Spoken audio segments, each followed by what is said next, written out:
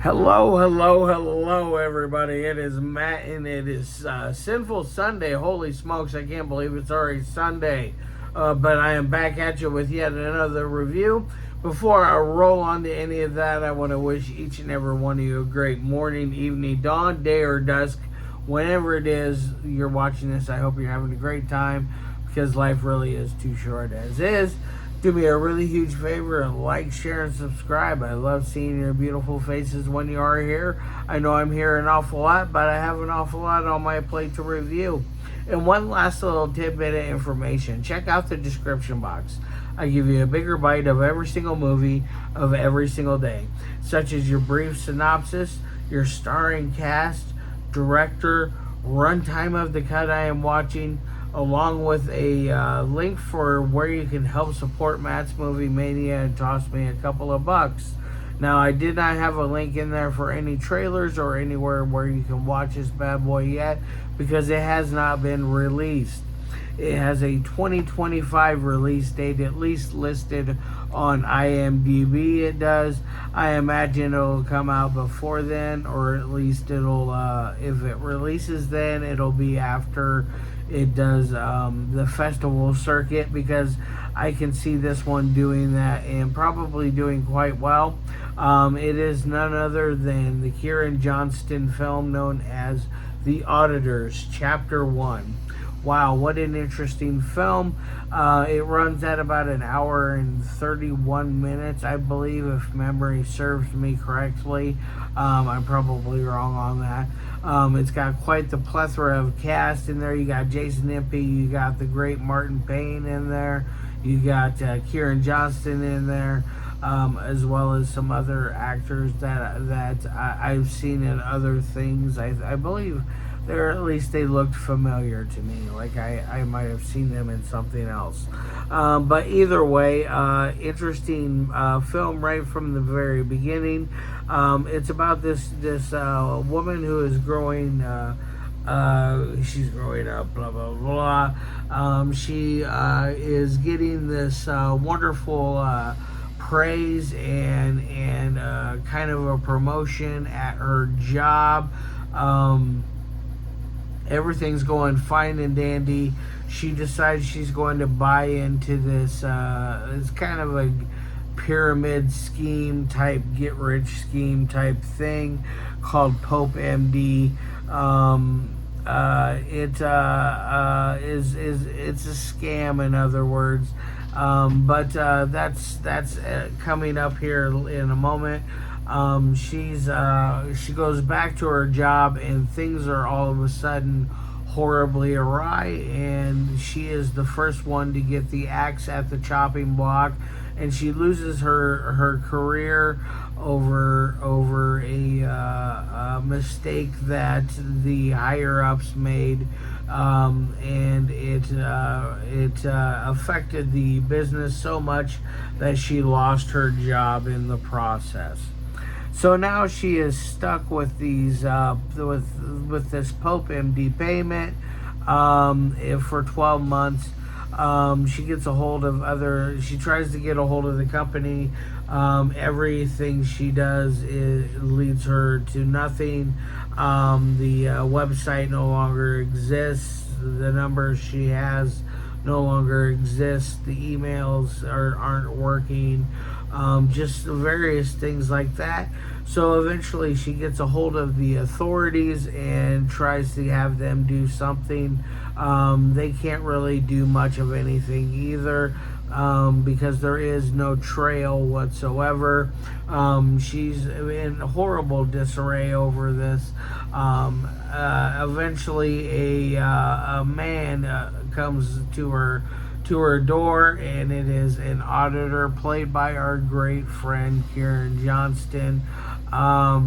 He is basically informs her of the contract that she has signed, and that she is still responsible for payments that are due for the next 12 months. So in other words, she becomes a pet. and now they're setting her up for human trafficking in the process. It's really gets intense in that process of that, because Kieran Johnston has. I'm gonna scooch that down just a bit. Kieran Johnston has a sidekick who is a Leatherface looking character. I forget what his name was, but he's really cool. He's got a like a human skin mask on. Really neat stuff. He eventually makes a apron made of human skin faces. That's really cool. But either way, you eventually enter the character of Jason Impey, who is playing a police detective who is set out to find this missing girl, find out where his missing daughter went, and things of that nature. And it gets really intense. There is a nice little showdown at the end between Jason and our bad guys. I'm not going to give away any of that. But now, in the process of the breakdown of the character of the woman, they're feeding her. The way they talk is like human entrails that have been ground up, cooked, and she's now having to eat it. There's all kinds of psychological horrors going on with that. So it's very interesting, and I really suggest this if you do get an opportunity to check this one out. If you get an opportunity to check out any of Kieran's work, I highly recommend it. He's a young up and coming director who has a lot of talent, and he's surrounded himself with a great group of filmmakers, with Jason Impey, with one of my favorite actors, Martin Payne. Robin Adams is tossed in there sometimes. It's just great stuff that I absolutely love and adore, and I can't wait to see the next addition to this, because yes, it is obviously going to have a sequel if it's got a chapter 1 in the name, in the title. There's going to be a chapter 2 in 3, 4, 5, however many chapters Kieran decides to make out of this. It'll be very interesting to see what route he goes, because this one can get really nasty if he really wants to with that. Now on to the 3 things that I love my movies to meet. First is audio. The audio is fine. Kieran even warned me that the audio was a little off in places. I didn't think it affected it badly enough to give it a poor grade. I want to give it a B on that end. I was still able to understand the characters. Granted, it was just a little muffled sounding in places, but that's okay. I can easily forgive something like that. It didn't really affect the overall story, so it really it did okay on that end. Now the second thing is the dialogue. The dialogue is very fine in this. I like the dialogue in here. There's interesting things being said from Kieran's character, from Jason's character, to just everybody else inside this movie that's playing in this. Martin's character, they're all absolutely just stunning in what they do, and I can't say anything negative about it. So I'm going to give it an A+ on the dialogue end. Now the third and final thing is editing. The editing I thought was alright. It kept a nice steady pace. It didn't lose any kind of pacing to make me feel bored or feel like why am I watching this.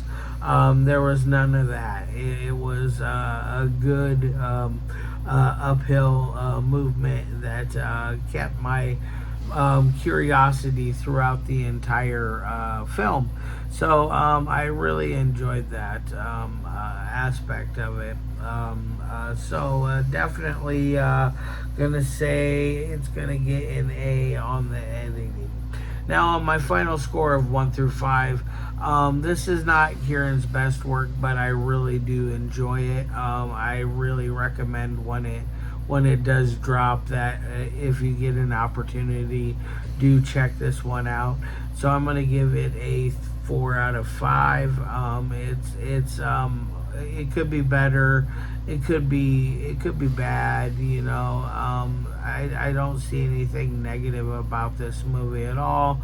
I think it has a lot of room to grow, especially if and when he does the sequels to this, because I'll be curious to see what direction he goes with it.